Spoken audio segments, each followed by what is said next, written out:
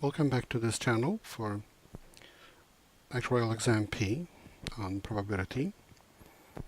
I present practice problems for the exam here. You can find me and other things that I want to show to you using this redirect service for addresses on the internet that I use called smarturl.it. So you can find me at smarturl.it/actuaryjedi. And my study manual for exam P at smarturl.it/KRZYSIOP.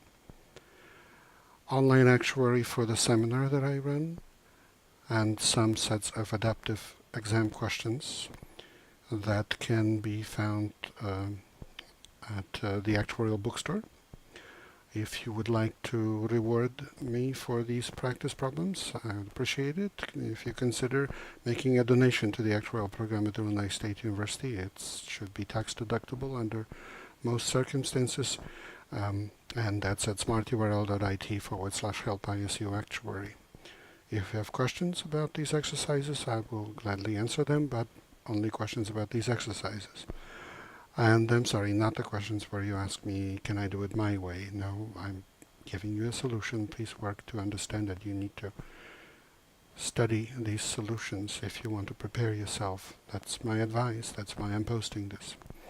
So my email is krzysio@krzysio.net. Here's our exercise for today. It was posted by me as an online exercise on June 21, 2008, and I'll post this video at this smart URL, 6-21-8-P. An insurance company insures a large number of homes. The insured value X of a randomly selected home is assumed to follow a distribution with density function 3x to the -4 for x greater than 1 and 0 otherwise. Given that a randomly selected home is insured for at least 1.5, what is the probability that it is insured for less than 2? So let me note that the magic words "given that" tell you that you're working with conditional probability, and you are given the density function, so this is a continuous probability distribution. And you are asked to find the probability for that x is less than 2, given that it is at least 1.5. So here is the same thing, but written with formulas. Probability that x is less than 2, given that x is greater than or equal to 1.5. By definition, this is the probability of the intersection of the two events divided by the probability of the second event. Okay. And then I do a little bit of a trick here, and I say that the probability of that x is less than 2 and x is greater than or equal to 1.5 is the probability that x is less than 2 minus the probability that x is less than 1.5. That's actually intuitively quite clear, but if you want a formal proof of this, more or less, that's below here. So note that x greater than or equal to 1.5 is the complement of the event that x is less than 1.5. And the intersection of the two events, x is less than 2 and x is less than 1.5 complement, that's the same as set theoretical difference of those two events. And the probability of that difference is the difference of probabilities, because being less than 1.5 implies that you are less than 2, so the event that x is less than 1.5 is a subset or sub-event of the event where x is less than 2.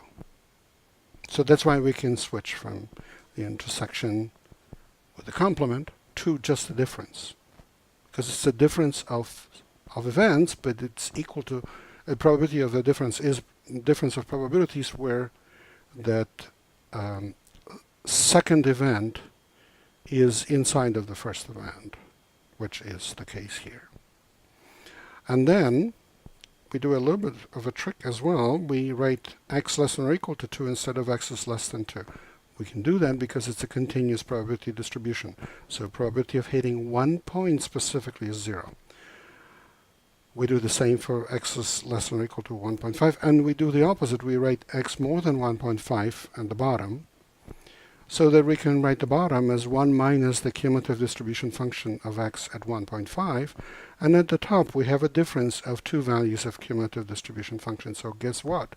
This whole problem comes down to calculating the cumulative distribution function of this probability distribution and then finding its values at 2 points, at 2 and at 1.5. Alright, so what is the cumulative distribution function?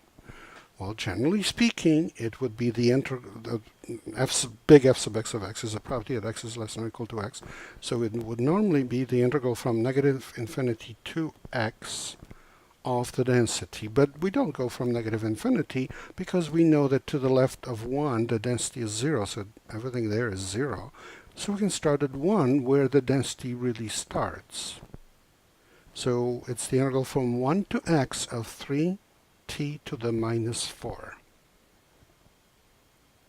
Okay, assuming that the density is positive, that's the only area where it makes sense to do this calculation. That density is 3t to the minus 4, and we need to find a function whose derivative is equal to 3t to the minus 4. So, did you memorize the formula for the integral of t to the power m?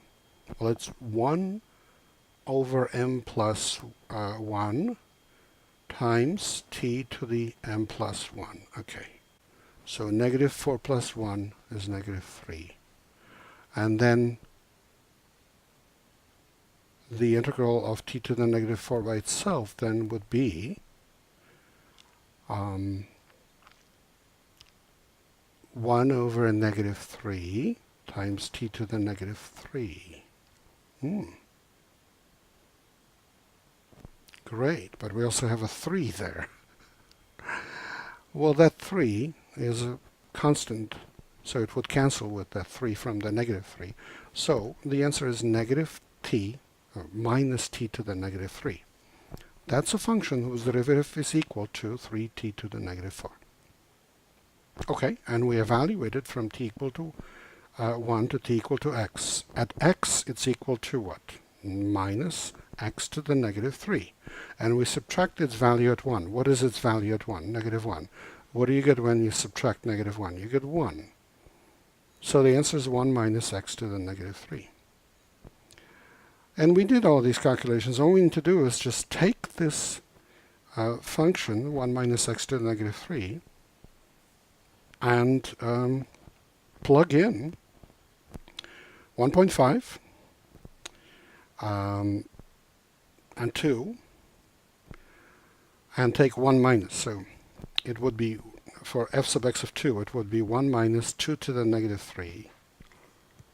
And then we would subtract 1 minus 1.5 to the negative 3. So the ones will cancel, and what we're left with is 1.5 to the negative 3 minus 2 to the negative 3. And at the bottom we have 1 minus 1 minus, so the ones cancel, and then minus minus becomes plus 1.5 to the negative 3. And now we just plug in those numbers into the calculator and we have the answer.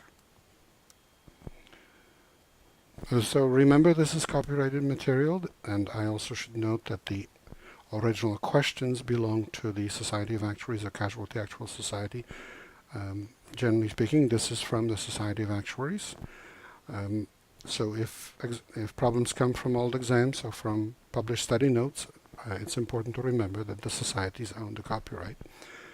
And remember that the address of this YouTube channel is smarturl.it/pass actuarial exams.